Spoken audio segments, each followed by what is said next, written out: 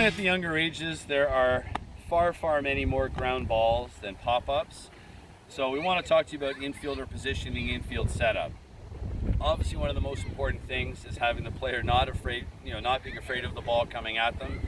You're just going to have to start with maybe some tennis balls. Start with some rubber balls. We use the analogy that if you go swimming, you're going to get wet. In baseball, sometimes the ball will come up and strike you.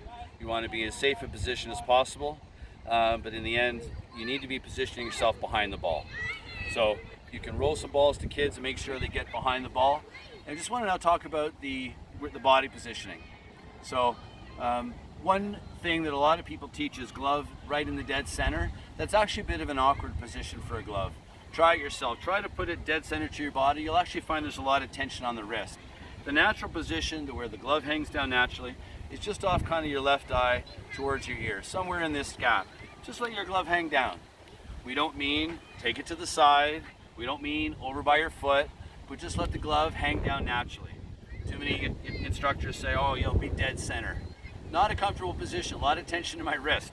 A lot of tension in in my ulnar also. Just get your arm down, just let it hang. Stay right behind the ball, but then when you go to field, just let it hang down right there. In terms of your ready position and ground balls, one simple approach to teach kids is just to have them down like this with their elbows on their knees, and then to simply descend. Right, I'm here, and then I can simply descend. My hands are out in front, I'm not tucked back here. That's one simple method. Elbows on my knees, I'm nice and low, and then I'm down.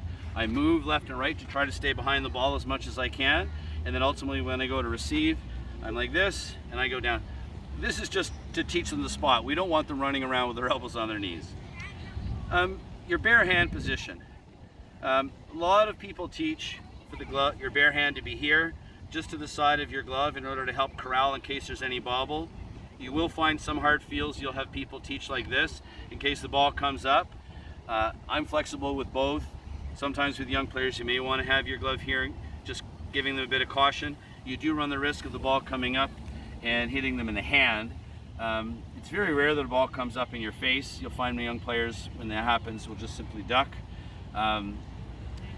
So there's this method, and then there's this method. But positioning, it's the same. You get here kind of like this. It's a good way to teach young players. Bend your knees, and then you're fielding right here. And then the final thing is you want a little bit of forward momentum. A lot of young players will simply get behind the ball, and then they'll stand still. You want to be able to collect with a little bit of action going forward. Ground ball, I want to be able to collect so I can then plant and throw. Right, I want to be able to collect, plant, and throw. Kind of the coaching expression is right foot, collect, right foot, left foot. You want them to be able to pop up quickly, and I'm going to be doing everything right-handed. It's the reverse for left-handers. I'm going to be coming in, get behind the ball, collect with a little bit of forward momentum, then I can come up and throw. Try not to collect in a very static defensive position. Trying to read the hops, collect, come up, and throw. Thanks.